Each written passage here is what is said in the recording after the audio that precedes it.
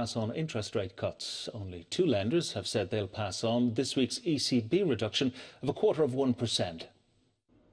So far, just Permanent TSB and KBC have said they'll pass on the ECB's interest cut to their variable rate mortgage holders. The Taoiseach added to the pressure on the other lenders at the Small Firms Association annual lunch.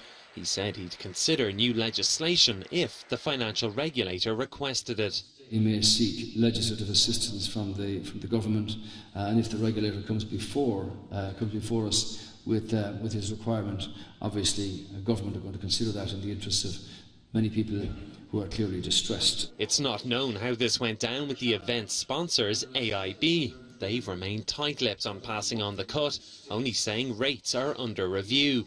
The same phrase is also being used by Bank of Ireland and Ulster Bank.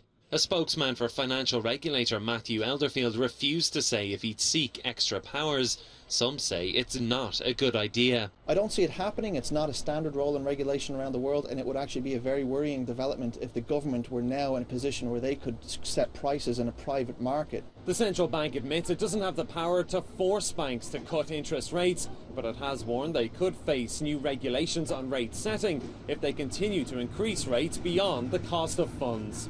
Analysts say there could be another ECB interest rate cut as soon as next month. Stephen Murphy, TV3 News.